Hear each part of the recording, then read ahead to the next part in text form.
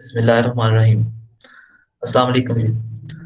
Digital logic design lecture number 24 है। आज की हदीस है बेटा, सम्मिल्लाहु वकुल भी यमीनिक, अल्लाह का नाम लो और दाएं हाथ से खाओ। चैप्टर नंबर 5 हम लोग पढ़ रहे हैं, जिसका नेम है सिंक्रोनस सीक्वेंशियल लॉजिक। आज के लेक्चर में हम क्लॉकिंग के बारे में पढ़ेंगे कि क्लॉक से क्या मुराद है। उसके बाद ट्रिगरिंग मेथड्स कौन से होते हैं, हम क्लॉक को कितने तरीके से क्लॉक की मदद से ट्रिगर कर सकते हैं। उसके बाद लैचेस और फ्लिप फ्लॉप में क्या डिफरेंस होता है। फिर हम अपना जो पहला फ्लिप फ्लॉप है एसआर फ्लिप फ्लॉप उसको स्टडी करेंगे और डी फ्लिप फ्लॉप को स्टडी करेंगे। इसमें इनके कैरेक्टरिस्टिक टेबल और एक्साइटेशन टेबल भी शामिल होंगे। तो स्टार्ट करते हैं। उसके बाद जे के फ्लिप फ्लॉप या तीन फ्लिप फ्लॉप इंशाल्लाह आज कवर करने की कोशिश करेंगे। सो सबसे पहले देखते हैं what is clock. A clock signal oscillates between a high and a low state and is used like a metronome to coordinate actions of the digital circuits. A clock signal is produced by a clock generator. So जो clock signal होता है ये basically एक train of pulse होती है, ठीक है, जिसमें हर जो पल्स है उसकी विड्थ सेम होती है और ये बेसिकली किसी भी डिजिटल सर्किट को सिंक्रोनाइज करने के लिए यूज किया जाता है, ठीक है। अ, और इसको हम जनरेट करते हैं एक स्पेशल सर्किट की मदद से जिसको हम क्लॉक जनरेटर सर्किट कह सकते हैं। सो ये डायग्राम आप देख सकते हैं, क्लॉक आपको इस तरह का जो है वो इसमें आप अगर ऑब्जर्व करें तो आपको इक्वल लेंथ की जो पल्सेस हैं वो नजर आ रही हैं। लाइक ये एक पल्स हो गई, इन द सेम वे ये आपकी सेकंड पल्स है और सेम थर्ड पल्स है। इसकी खास बात ये है कि इसमें जितनी भी पल्सेस होंगी उनकी जो टाइम पीरियड होगा और उनकी जो फ्रीक्वेंसी होगी वो सेम होगी। सो इनमें दो लेवल्स होते हैं, हाई लेवल है और लो लेवल है। जब हम यहाँ पर है तो इसका मतलब ये हाई लेवल पे है, इसी तरह यहाँ लो लेवल पे मौजूद है। तो ये हम इसकी इस डायरेक्शन को टाइम एक्सिस कह सकते हैं। टाइम के अकॉर्डिंग ये इंक्रीज करेगा, जिस तरह टाइम गुजरेगा इसकी पल्सेस जो है वो पास होती जाएंगी। सो इसमें ये जो है ये लीडिंग एज कहलाता है। हमने पढ़ा था कि जो फ्लिप फ्लॉप्स होते हैं वो बेसिकली क्लॉकिंग पे ऑपरेट होते हैं और क्लॉकिंग की जो एजेस होते हैं, लीडिंग एजेस, उन पे वो ऑपरेट होते हैं, ठीक है। यानी उनमें जो डिसीजंस या उनमें जो आउटपुट कैलकुलेशन का प्रोसीजर है वो लीडिंग एज पे होता है। तो इसी तरह ये फॉलिंग एज इनमें होता है और ये आप देख सकते हैं कि ये इसका टाइम पीरियड है। सो इसकी जो फ्रीक्वेंसी होगी वो रेसिप्रोकल ऑफ टाइम पीरियड होगी, यहाँ से हम फ्रीक्वेंसी इसकी कैलकुलेट कर सकते हैं। ड्यूटी साइकिल एक टर्म यूज होती है। ये एक रेशो होती है of the time for which the signal is high to the total time of one pulse.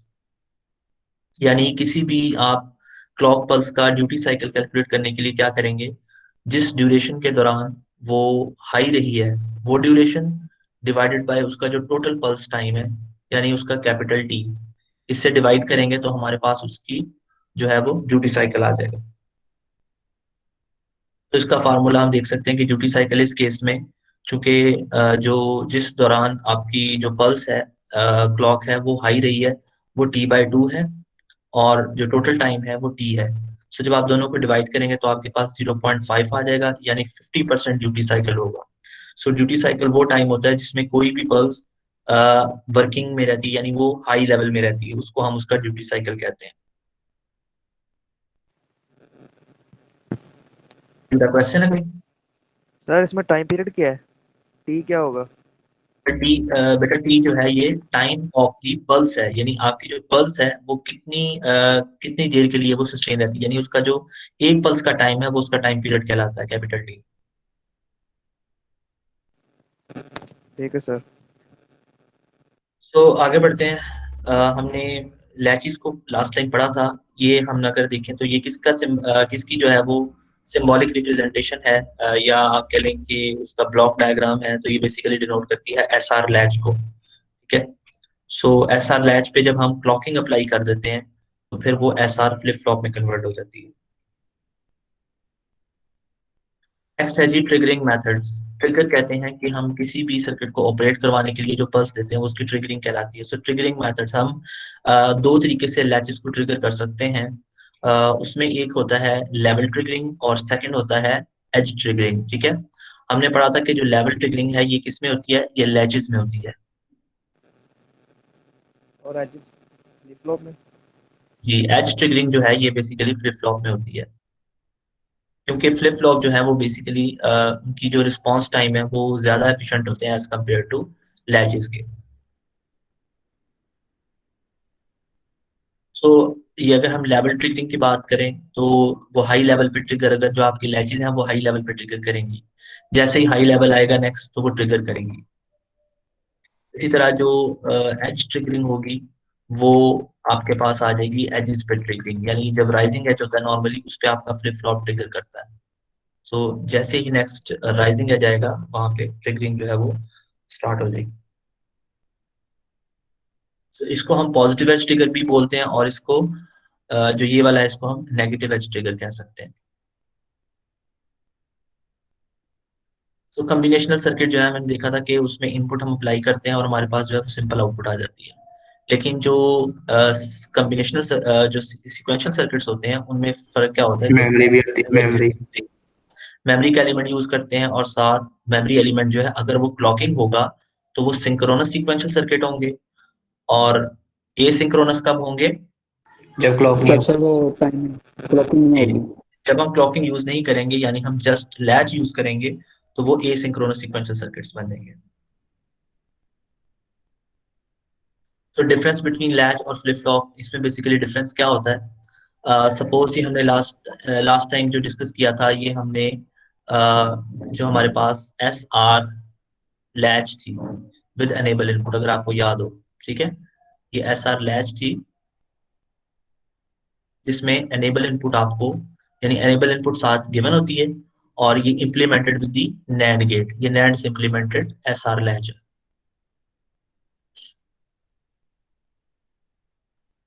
So latch में हमने देखा था कि ये जो एनेबल सिग्नल है, जैसे ही आप एनेबल को हाई करते हैं उस वक्त ये ऑपरेशनल हो जाती है।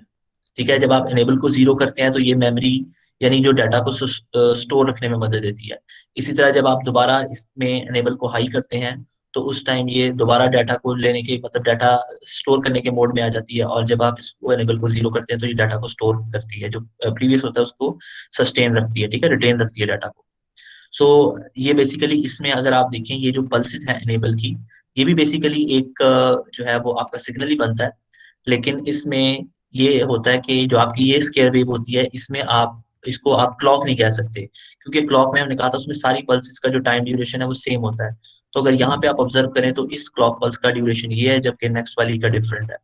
सो इसमें आप जितनी देर इसका जो है वो ड्यूरेशन वन रहेगा, यानी इसका जो ड्यूटी साइकिल है उसके दौरान जो आपका लैच है वो ऑपरेट करेगी, और जब ये ड्यूटी साइकिल इसका नहीं होगा यानी इसका लेवल लो होगा तो उस टाइम ये ऑपरेशनल नहीं होगी। तो सेकंड अगर हम बात करें फ्लिप फ्लॉप की, तो फ्लिप फ्लॉप में एडिशन क्या हो जाती है कि हम यहाँ एनेबल की जगह पे क्लॉकिंग अप्लाई कर देते हैं। तो जस्ट ये बेसिकली इनकी जो एनेबल है उसको हम रिप्लेस कर देते हैं क्लॉकिंग सिग्नल से, जिसमें इक्वल बिट्स की जो है वो पल्सेस आ जाती हैं। सो जैसे ही राइजिंग एज आता है उस पे ये ऑपरेट करती है, ये लेवल्स पे ऑपरेट करती है और ये एजेस पे ऑपरेट करती है। उसके अलावा अगर हम इसको इस पोर्शन को सेपरेट डिस्कस करें तो ये हमारे पास विदाउट एनेबल इनपुट जो है ये लैच कहलाती है, एसआर लैच इसको कह सकते हैं। तो इसकी इस इनपुट को हम, ये वाली जो इनपुट है इसको हम आर स्टैटिक कह देते हैं और इसको एस स्टैटिक कह देते हैं। ठीक है जी, ये एस स्टैटिक हो गई और ये आर स्टैटिक हो गई। अब एस स्टैटिक जो है वो किसके बराबर है, वो एस और क्लॉक का नैंड ऑपरेशन है। यानी अगर आप देखें तो ये नैंड हो रहे हैं, बेसिकली इसको ओपन करके लिखा हुआ है, यानी S complement plus E N complement, इसको आप क्लॉक कह सकते हैं इस केस में। ठीक है, सो ये आपके पास इक्वेशन आ जाएगी। इसी तरह आर के लिए आप लिख सकते हैं, वो क्या हो जाएगी, R complement plus plus clock complement. शाबाश, ठीक है, क्लियर है बेटा यहाँ तक सबको? Yes sir. जी सर क्लियर।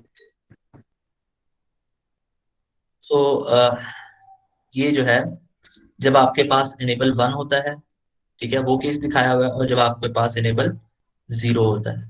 जब आप इनेबल को 0 कर देते हैं इस केस में, या क्लॉक 0 होती है, दोनों यानी दोनों केसेस समझ लें। जब क्लॉक या इनेबल 0 होगा, उस टाइम ये मेमोरी मोड में होगा, यानी उसको सस्टेन करेगा डाटा को, जो भी इसके अंदर है उसको रिटेन या बरकरार रखेगा। और जब आप इनेबल को 1 करेंगे, तो फिर एस और आर की जो भी आप वैल्यू देंगे उसके अकॉर्डिंगली यहाँ पर डिसीजन जो है वो होंगे। सो नेक्स्ट आगे मूव करते हैं, introduction to S R flip flop. So S R flip flop जो है, उसमें आप क्या होता है जी कि आपके पास जो फ्लिप फ्लॉप है वो वैसे ही वर्क करता है।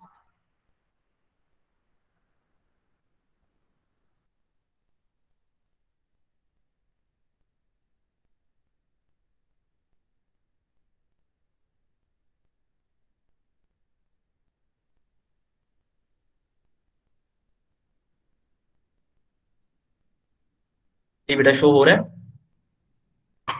शो हो रहा है यस सर। Yes sir. ठीक है।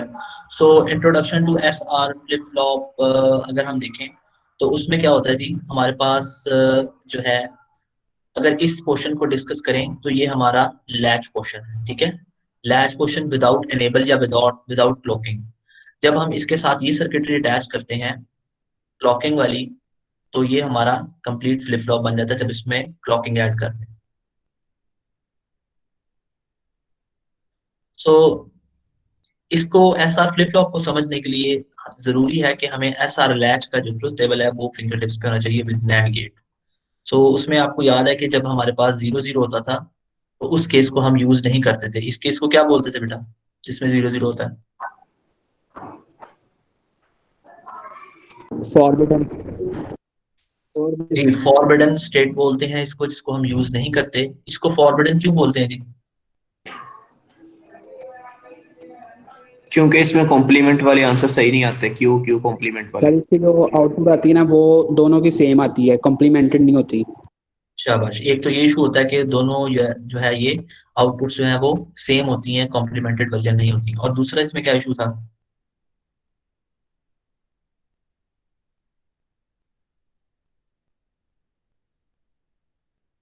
देखें, जब हम इस वैल्यू के बाद दोबारा 1 1 अप्लाई करते हैं ना, तो होना तो यही चाहिए था कि जो भी वैल्यू थी वो सस्टेन रहती। लेकिन क्योंकि 1 1 जो है वो मेमोरी को डिनोट करता है, लेकिन जब हम इसके बाद 1 1 अप्लाई करते हैं, तो अगेन जो है वो हमारी वैल्यू चेंज हो जाती है, यानी वो स्टोर नहीं रखता। तो ये दो इश्यूज की वजह से हम इसको जो है वो फॉरबिडन केस कहते हैं, कि ये केस जो है वो हम अप्लाई करेंगे नहीं, या इसको यूज ही नहीं करेंगे। क्लियर है बेटा यहाँ तक? Yes sir. जी सर। सर। सो हमने जो अभी अगर इसकी एस की इक्वेशन अभी लिखी थी, जो कि क्या थी, एस और क्लॉक का जो है ये नैंड ऑपरेशन है, जो कि इसके बराबर होगा। इसी तरह ये आर का और क्लॉक का नैंड ऑपरेशन है, वो इसके बराबर हो जाएगा, ठीक है। सो इसको अब हम आगे यूज करेंगे।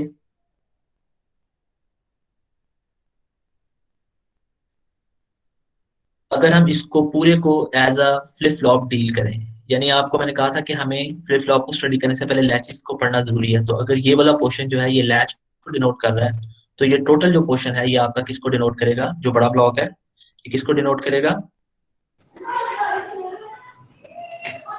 S R flip flop.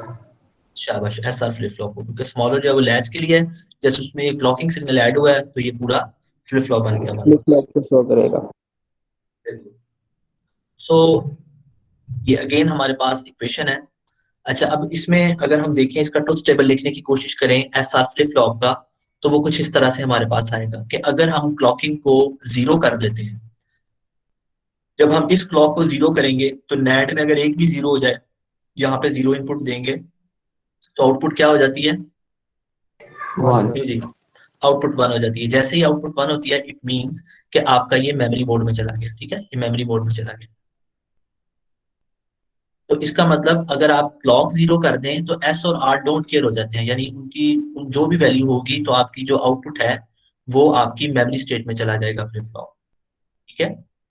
उसके बाद जब हम क्लॉक को 1 करते हैं, यानी यहाँ पे 1 अप्लाई करेंगे, उसके बाद अब एस और आर की वैल्यू जो है वो डिसाइड करेगी कि हमारे फ्लिप फ्लॉप की आउटपुट क्या होगी। सो जब हम इस पे क्लॉक को 1 करेंगे और एस और आर दोनों को 0 0 कर देंगे, तो बेसिकली क्या होगा कि इस पे भी 0 देंगे, इस पे भी 0 देंगे, और हमारी इनकी आउटपुट जो है वो 1 1 वन वन। होगी, और ये अगेन मेमोरी स्टेट में चला जाएगा। ठीक है। यस इसी सर। तरह इसी तरह जब हम क्लॉक को 1 करेंगे, फिर उसके बाद एस को 0 और आर को 1 करेंगे, तो हमारे पास जो है वो ये 0 और ये 1 होगा।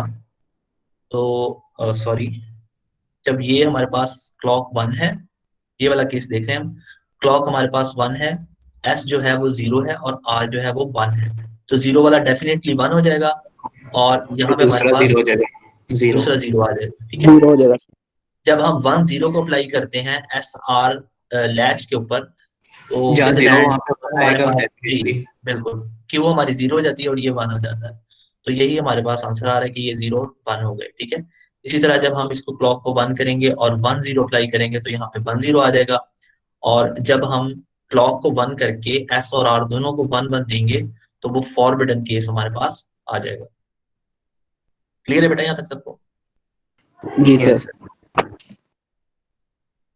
सो ये जो आप देख सकते हैं, ये ब्लॉक डायग्राम है जो हम यूज करते हैं normally S R flip flop को डिनोट करने के लिए। लैच के लिए हमें क्या डिफरेंस था कि लैच में यहाँ पे हम जस्ट एनेबल का सिग्नल देते होते थे। ठीक है। क्लॉक नहीं तो यूज करते। इसमें, हाँ जी, क्लॉक नहीं यूज करते थे। यहाँ पे हमने जस्ट क्या एडिशन की है, क्लॉक यूज किया है, और सेकेंडली ये जो साइन होता है ना, ये वाला, ये ट्राइंगुलर साइन है, ये डिनोट करता है कि ये एज ट्रिगरिंग है। ठीक है। यानी एज ट्रिगर्ड जो है, एक वो है और दूसरा क्लॉक है, यानी हम इस पे क्लॉक अप्लाई कर रहे हैं जो कि एज ट्रिगरिंग के साथ इस पे अप्लाई हो रही है। सो ये जो आपका एस आर लैच है, ये एस आर फ्लिप फ्लॉप में कन्वर्ट हो गई है। ठीक है। तो ये बेसिकली ब्लॉक डायग्राम है एस आर फ्लिप फ्लॉप की।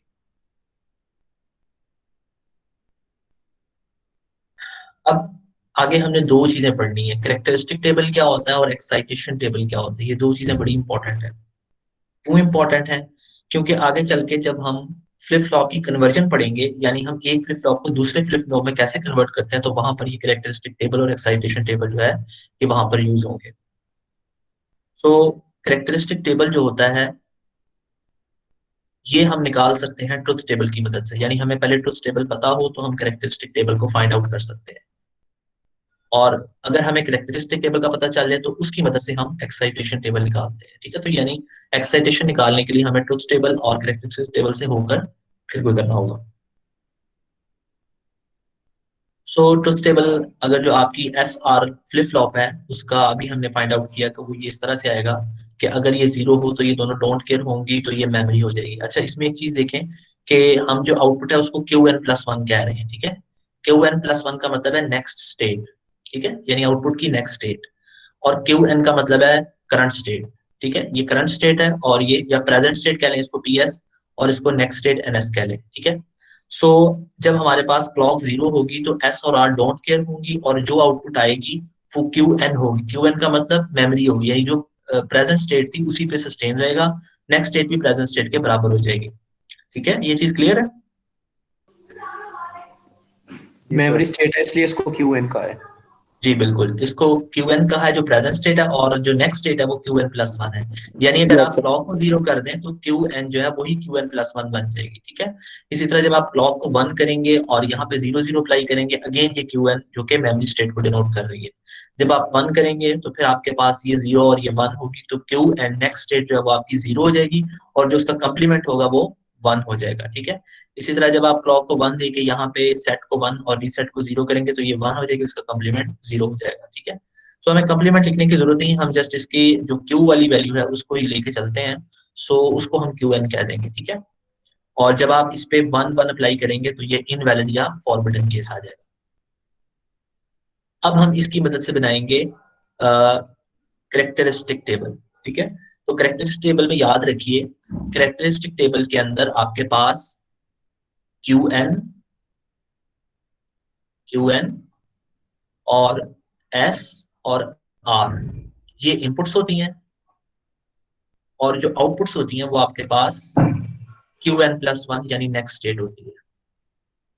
ट्रुथ टेबल की डेफिनेशन क्या है कि उसमें हमें इनपुट्स एक साइड पे लिखी होती हैं और आउटपुट उसमें हम निकालते हैं इनपुट्स की मदद से, ठीक है। जो कैरेक्टरिस्टिक टेबल होता है उसकी प्रॉपर्टी होती है कि उसमें हम प्रीवियस स्टेट या प्रेजेंट स्टेट और इनपुट्स की मदद से नेक्स्ट स्टेट फाइंड आउट करते हैं। ये चीज क्लियर है? Yes sir. सर तो अब हमारे पास तीन इनपुट है, कैरेक्टरिस्टिक टेबल के तीन हमारे पास इनपुट कॉलम है। तो हमारे पास अगर तीन इनपुट है तो पॉसिबल कॉम्बिनेशन कितने हो जाएंगे? 8 हो जाएंगे। शाबाश, 8 हो जाएंगे।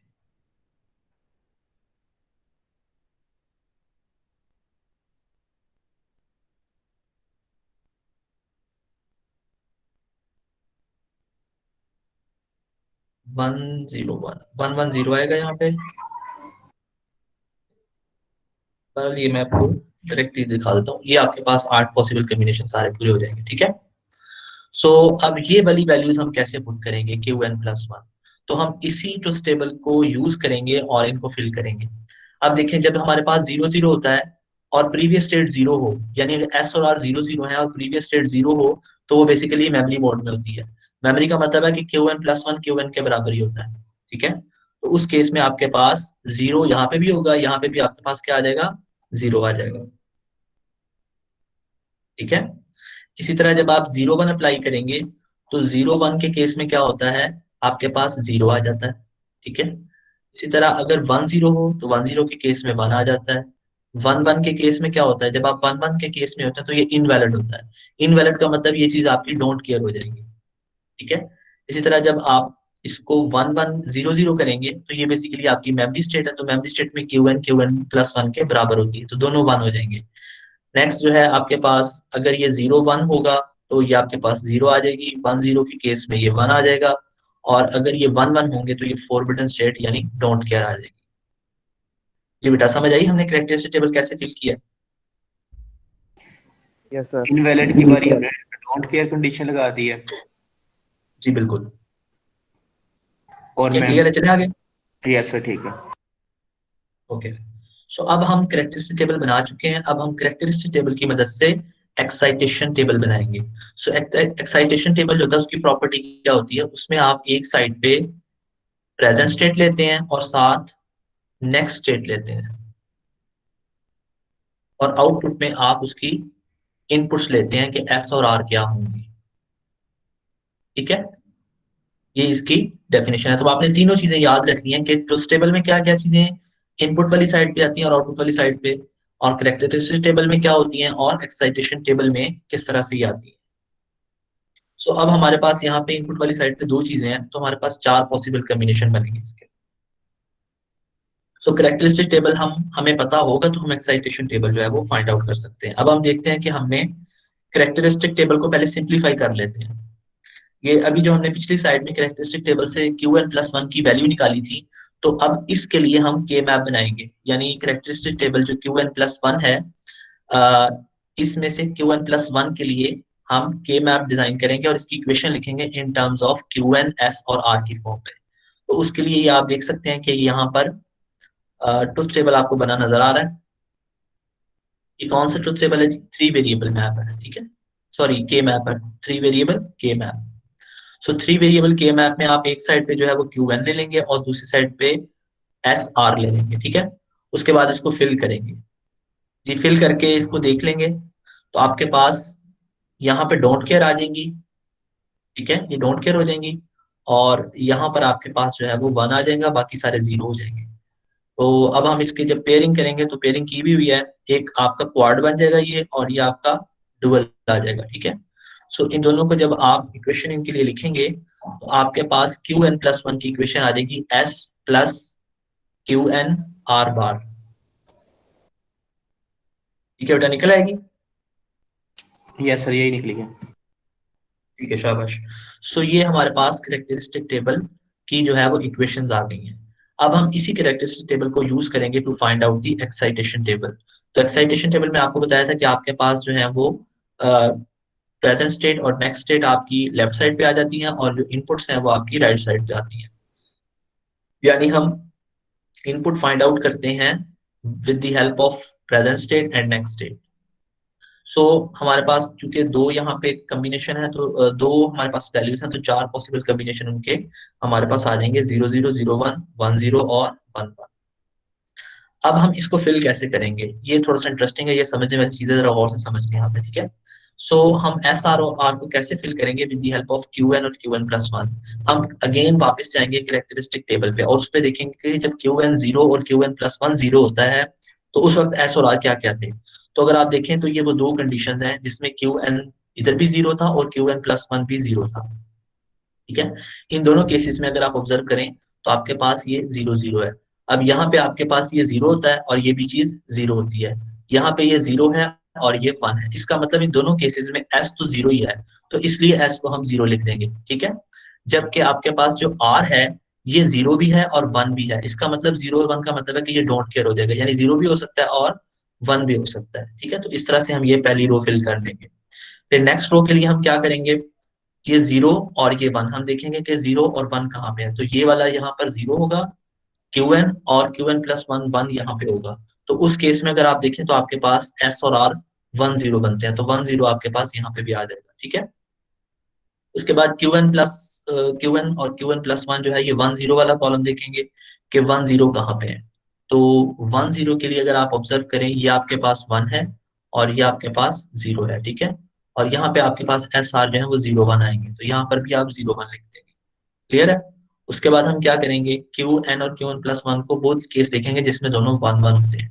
तो एक तो यहाँ पर 1 है, ठीक है, यहाँ पे आपका क्यू एन 1 है और यहाँ पे जो है वो, मैं इसको रिमूव करूं तो ये दो आपके बनते हैं।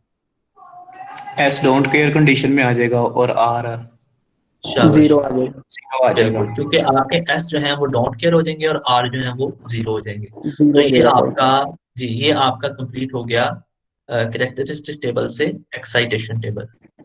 ये बेटा इसकी समझ आ गई है। जी सर। यस अब सर। अगर आपसे कहा जाए कि आर की इक्वेशन लिखो, एस और आर की इक्वेशन लिखो in terms of Q N और क्यू एन प्लस वन, तो वो आप लिख सकते हैं इजीली, ठीक है। आप इसका जो है वो के मैप बना लें या इसको सिंप्लीफाई कर लें, तो आप एस और आर की जो इक्वेशन है वो लिख सकते हैं। ये जो है, ये इक्वेशन ये कहलाएंगी कैरेक्टरिस्टिक इक्वेशंस, ठीक है। और यहाँ पर आप जो फाइंड आउट करेंगे उनको बोलेंगे एक्साइटेशन इक्वेशंस, ठीक है बेटा, क्लियर है यहाँ तक। Yes sir. जी नेक्स्ट हमारे पास आ जाता है डी फ्लिप फ्लॉप, ठीक है। एस आर फ्लिप फ्लॉप हमने कवर कर लिया है। अब आपको याद होगा जैसे हमने एस आर लैच के बाद डी लैच पढ़ी थी, तो सेम उसमें उसी नॉट गेट तरह, लगाया था। जी उस पे हम उसी डी लैच पे जब क्लॉकिंग प्रोवाइड करेंगे तो वो हमारे पास डी फ्लिप फ्लॉप बन जाएगा, ठीक है। सो अब डी फ्लिप फ्लॉप से पहले हम देखेंगे कि हम इसकी जरूरत क्यों पड़ रही है, तो वही वही कॉन्सेप्ट है जो कि हमने लैच में, हमने डी फ्लिप फ्लॉप या डी लैच को यूज किया था।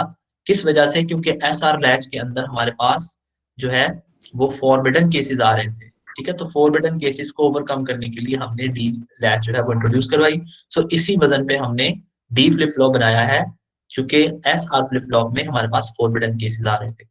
तो अगर आप इसमें ऑब्जर्व करें कि जब जीरो होता है तब तो मेमोरी स्टेट आ जाती है, यानी क्लॉक को जीरो करते हैं तब तो मेमोरी स्टेट आती है, एस आर की बात कर रहा हूँ, ठीक है। एस आर फ्लिप फ्लॉप में जब आप क्लॉक जीरो करते हैं तो एस आर जो है डोंट केयर हो जाते हैं और आपको मेमोरी मिलती है। लेकिन जब ये 1 होता है तो 0 0 के केस में मेमोरी मिलती है और 1 1 का केस जो है ये फॉरबिडन केस हो जाता है। इससे बचने के लिए अब हमें सिर्फ क्या चाहिए, हम ये चाहते हैं कि हमारे पास जो एस और आर हैं वो ये दो स्टेट्स के अंदर रहें, तो इसका मतलब वो हमारा डी लैच या डी फ्लिप फ्लॉप बन जाएगा, ठीक है। सो उसको फुलफिल करने के लिए हम क्या करते हैं कि हम एस आर जो फ्लिप फ्लॉप है उसके साथ जो उसकी दोनों इनपुट्स हैं उसको शॉर्ट कर देते हैं with the help of not gate.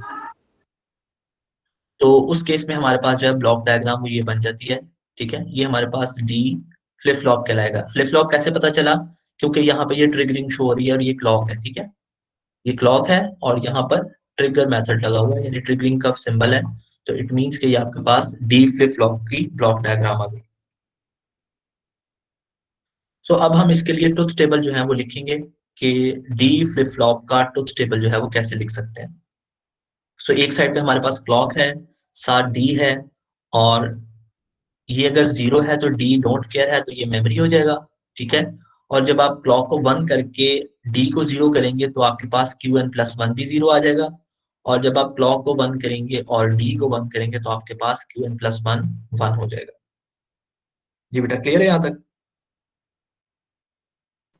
Yes sir. इसको रिपीट कर दें सर एक बार। जी बेटा, इसमें मैंने ये बताया कि जो डी आपकी फ्लिप फ्लॉप है ये डाटा फ्लिप फ्लॉप कहलाती है, क्योंकि डी स्टैंड्स फॉर डाटा और इसको ट्रांसपेरेंट लैच भी बोलते थे।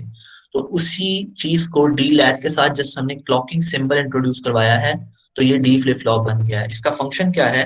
इसका फंक्शन ये है कि ये जो फॉरबिडन केस है इसको रिमूव कर देती है, ठीक है, यानी इसको यूज ही नहीं करती।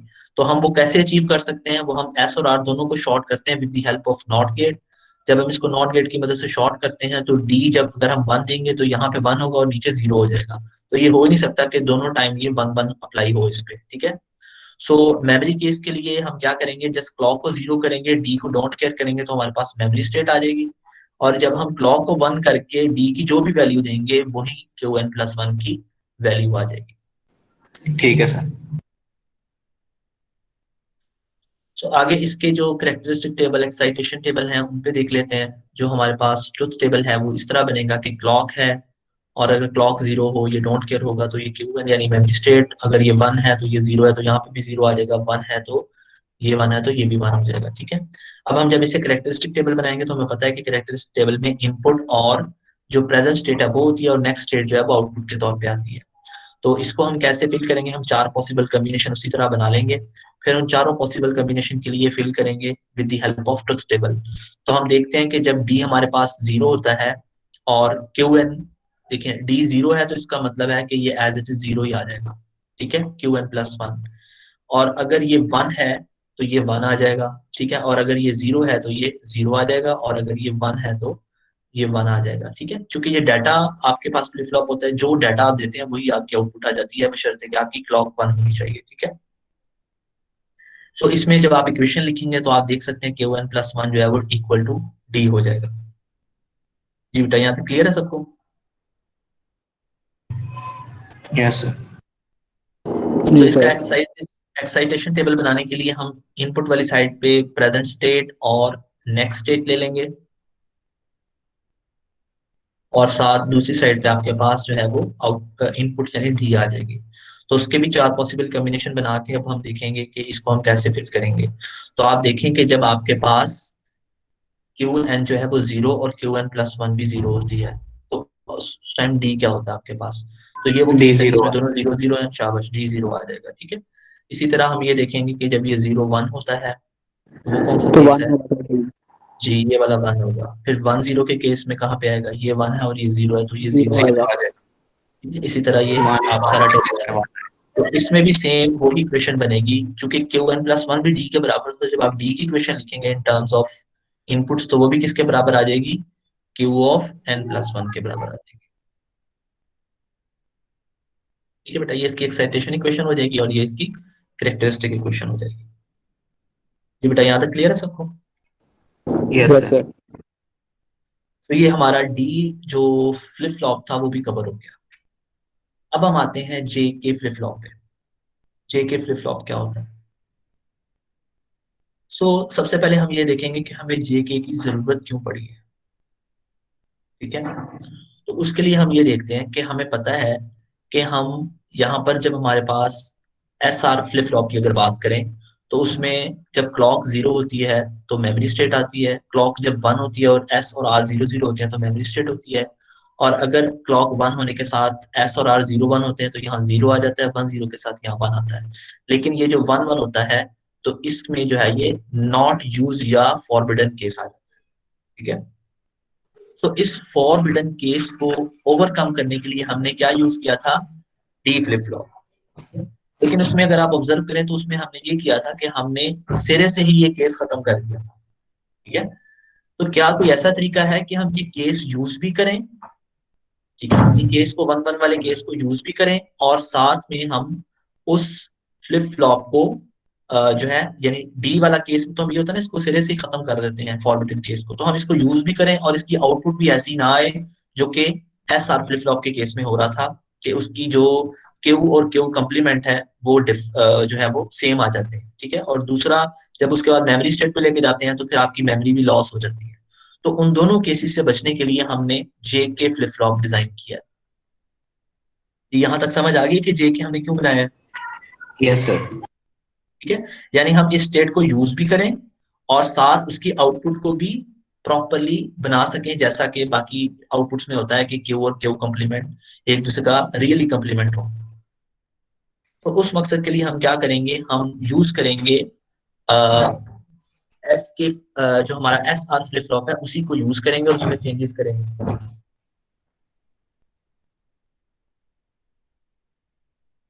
तो वो कैसे होगा बेटा, हम कुछ चेंजेस करेंगे SR फ्लिप फ्लॉप में। अगर आप देखें तो ये हमारे पास S flip flop SR flip flop है, ठीक है, जिसमें क्लॉक दी हुई है हमने। हम जस्ट क्या चेंजेस करेंगे, हम इसकी जो आउटपुट थी Q वाली, इसको उठाकर फीडबैक कर देंगे सेकंड वाले जो NAND गेट होगा, ठीक है, उसके साथ। इसी तरह जो सेकंड वाले की आउटपुट थी यानी Q कॉम्प्लीमेंट, उसको फीडबैक कर देंगे फर्स्ट वाले NAND गेट की इनपुट पे। ठीक है, ये दो चेंजेस हम इसमें करेंगे। जी बेटा, क्लियर है ये चीज? Yes sir. अब इससे फर्क क्या पड़ेगा वो समझते हैं। सबसे पहले इसके जो केस वन देखते हैं। केस वन में क्या होगा, जब आप क्लॉक जीरो देंगे, यहाँ पर जीरो देंगे तो डेफिनेटली ये दोनों क्या हो जाएंगे, वन हो जाएंगे। वन वन हो जाएंगे। जब ये वन वन होंगे तो डेफिनेटली ये मेमोरी स्टेट में चला जाएगा। ठीक है, तो जीरो के लिए तो इशू ही कोई नहीं है कि ये मेमोरी स्टेट में चला जाएगा और ये एज इट इज वर्क करेगा जैसे SR फ्लिप फ्लॉप वर्क कर रहा था। उसके बाद सेकंड केस देखें, जब हम क्लॉक को वन करते हैं, J को वन करते हैं, K को जीरो करते हैं। ठीक है, हमने क्लॉक को क्या कर दिया, क्लॉक को वन किया, J को वन और K को जीरो, J को वन और K को जीरो। अच्छा, इसमें हमने नाम चेंज किए हैं, S को जो है वो J कह दिया और R को K कह दिया है, क्योंकि हमने ये फीडबैक लगाए हैं पाथ, तो उसकी वजह से इसको हमने उससे डिफरेंशिएट करने के लिए हमने इसको J और K कह दिया। ठीक है, सो जब हम इसको वन वन जीरो अप्लाई करेंगे यहाँ पर, तो हमारे पास क्या हो जाएगा, ये भी वन है, ये भी वन है। ठीक है, तो अगर एक भी जीरो हो तो आपकी आउटपुट क्या हो जाती है, वन आएगा, वन। जी आपकी आउटपुट जो है वो वन हो जाएगी। ठीक है, सो आपके पास जो क्यू कम्प्लीमेंट है वो वन हो जाएगा और ये जो वन है आपके पास, ये तीनों जो है इसकी जो वन है आउटपुट, ठीक है, वो आपके पास क्या हो जाएगी, क्यू जो क्यू है वो आपके पास यहाँ पे जीरो हो जाएगा और ये चीज आपकी वन आ जाएगी। ठीक है, तो ये बिल्कुल वैसे ही वर्क करेगी जैसे कि आपका SR फ्लिप फ्लॉप इस केस में वर्क कर रहा था, जीरो वन वाले केस में, जिसमें S जीरो था, इसको आप SJ कह लें और इसको आप K कह सकते हैं। ठीक है, तो ये जीरो वन वाला जो केस है, वन जीरो वाला केस अगर देखें वो ये वाला है और जीरो वन वाला केस जो है वो ये वाला हो जाएगा। ठीक है, तो इसमें यहाँ पे वर्किंग यहाँ तक इसकी बिल्कुल सेम रहेगी। जब हम बात करेंगे लास्ट केस की, जिसमें हम क्लॉक को भी वन कर दें, J को वन करते हैं और K को वन करते हैं, तो यहाँ पर हमारे पास फॉरबिडन केसेस आना शुरू हो जाते थे। ठीक है, तो यहाँ पे अब देखेंगे वो कैसे ओवरकम हो रहे हैं।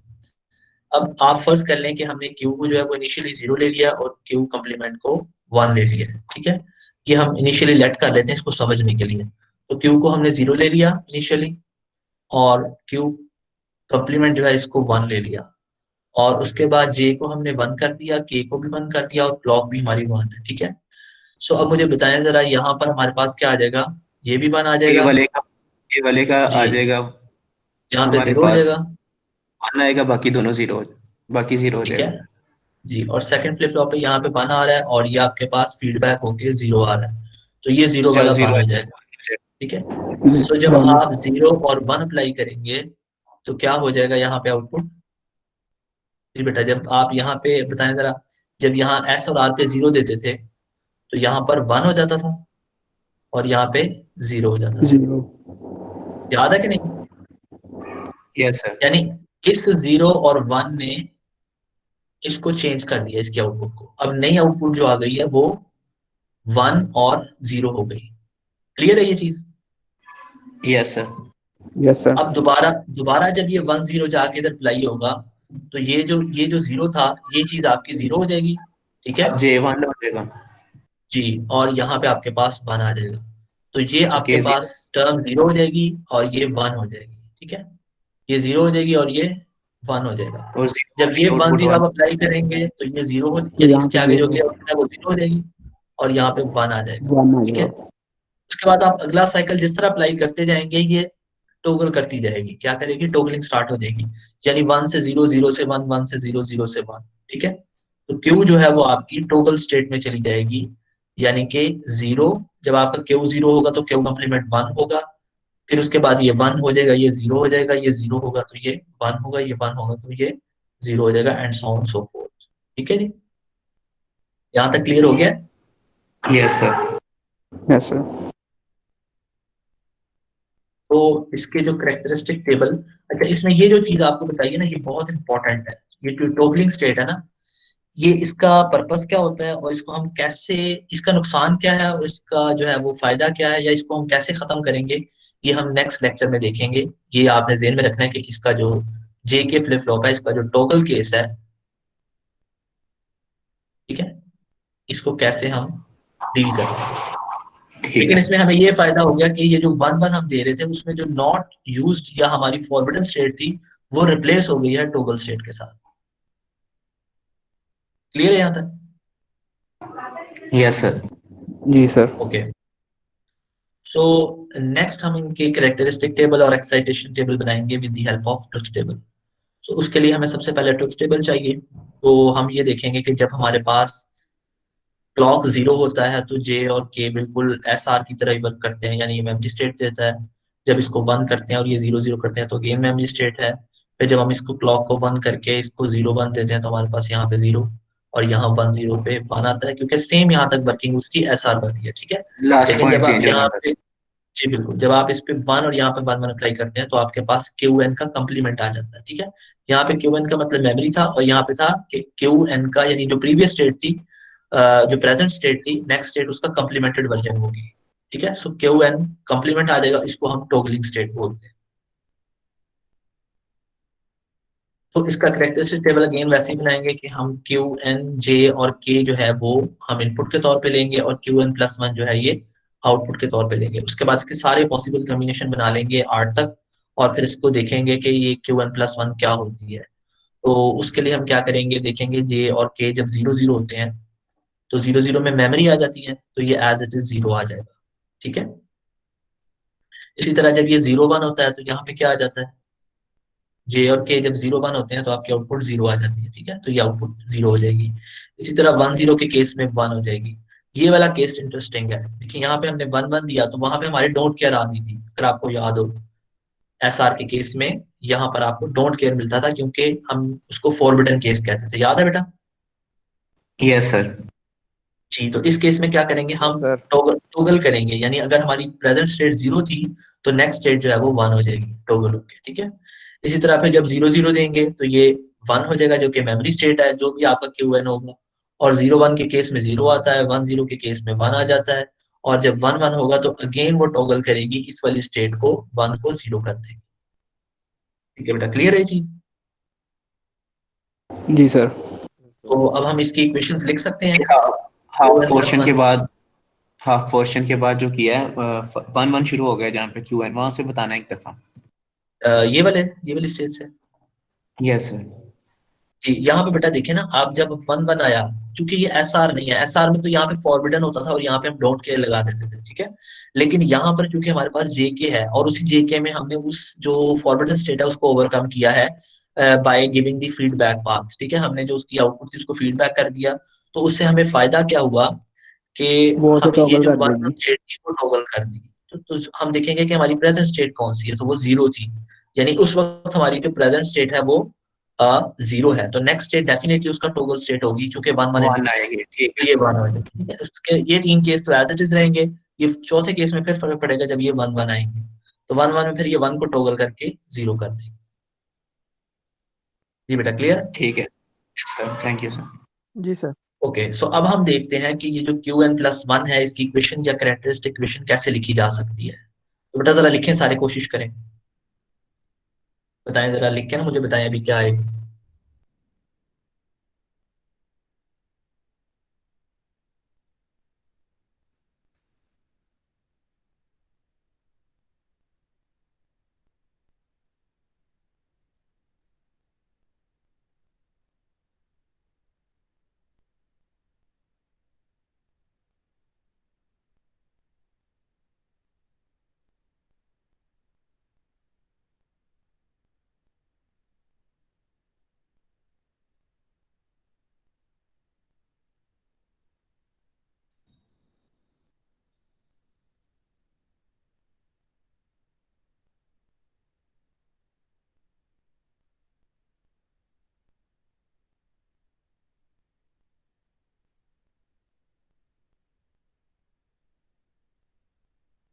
जी बेटा बना रही है के मैम?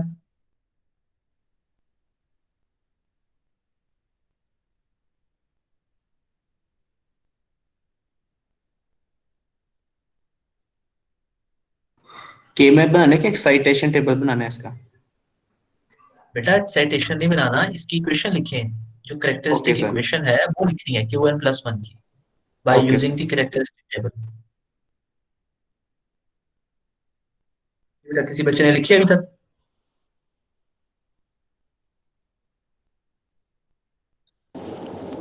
के में बन गया सर। ठीक है जी, यही वैल्यूज आ रही हैं, जरा कंपेयर करें। यहाँ बेटा आपका 0 आ जाएगा, ये भी 0 होगा, जी सर। 1 हो ये जाएगा, वन नीचे 1 आएगा, वन ये फिर 1। 1 0 0 1। जी अब हम इसके जब ग्रुप्स बनाएंगे तो ये हमारे पास क्वाड एक ये बनेगा, दूसरा क्वाड ये यस बनेगा। सर। जब हम इसको सिंप्लीफाई करेंगे दोनों टर्म्स को तो हमारे पास क्यू एन कंप्लीमेंट जे क्यों? प्लस क्यू एन के यस कंप्लीमेंट, ठीक है। ये हमारे पास यस सर। इसकी कैरेक्टरिस्टिक इक्वेशन है। ठीक है बेटा आगे चलते हैं। अब हम इसी कैरेक्टरिस्टिक टेबल को यूज करते हुए एक्साइटेशन टेबल बनाएंगे। तो वो कैसे बनेगा, क्यू एन और क्यू एन प्लस 1 और जे और के दूसरी साइड पे आ जाएंगे, ठीक है। इसमें 4 पॉसिबल कम्बिनेशन आ गए, 0 0 0 1 1 0 और 1 1। अब हम इसमें देखेंगे कि जब हमारे पास प्रेजेंट स्टेट और नेक्स्ट स्टेट 0 0 होती है तो जे और के क्या होते हैं। तो उसी तरह चेक करेंगे, यहाँ पे देखें अगर आप दोनों 0 0 हैं तो उस केस में आपके पास जे जो है वो 0 होगा, जबकि के 0 भी होगा और 1 भी डोंट होगा, केयर। तो के जो है डोंट वन भी होगा तो वो डोंट केयर में आ जाएगा सर। बिल्कुल ठीक है। इसी तरह आप 0 1 के लिए चेक करेंगे, जब 0 1 होता है तो 0 देखें 0 और 1 किन ये दो केसेस में 0 और 1 है, यहाँ पे 0 है और यहाँ पे 1 है। तो यहाँ पे आप ऑब्जर्व यस करें सर। तो जे 1 है के और डोंट के केयर जो में है आ वो जाएगा। ये सर वेरी कह रहा है तो वो डोंट केयर में आ जाएगा। शाबाश। इसी तरह बेटा बाकी आप सारे टेबल को फिल कर लेंगे और फिर उसके बाद उसकी भी करेक्ट जो एक्साइटेशन इक्वेशंस हैं वो लिखेंगे। एक जे की इक्वेशन आ जाएगी, ठीक है, in terms of Q N और क्यू एन प्लस 1, और दूसरी आपके पास के की इक्वेशन आ जाएगी in terms of Q N और क्यू एन प्लस 1। वो जब आपको इसको लिखेंगे तो वो आपके पास इस तरह से आ जाएगा कि क्यू एन और क्यू एन प्लस 1 जो है ये 4 सेल वाला के मैप बनेगा, ठीक है। उसमें जो जे है वो क्यू एन प्लस 1 के बराबर और के जो है वो क्यू एन प्लस 1 के कंप्लीमेंट के बराबर आ जाएगा। जी बेटा यहाँ तक कोई क्वेश्चन हो किसी बच्चे का? No no sir. Sir clear. ठीक हो गया। ले बेटा यहाँ तक हमने आज करना था। तो नेक्स्ट टाइम हम जो है वो ये जो टोगल स्टेट इसमें आ रही है इसको देखेंगे कि कैसे हम इसको एंटरटेन करेंगे या इसका कोई हल निकालेंगे, ठीक है। और इसकी प्रॉब्लम्स क्या आती हैं इसकी, जिसको हम फिर कवर करेंगे नेक्स्ट लेक्चर में। जी सर उसका बेनिफिट और सर डिसएडवांटेज भी नेक्स्ट लेक्चर में देखेंगे जी जी बिल्कुल टॉगल इंशाल्लाह। स्टेट के। बिल्कुल।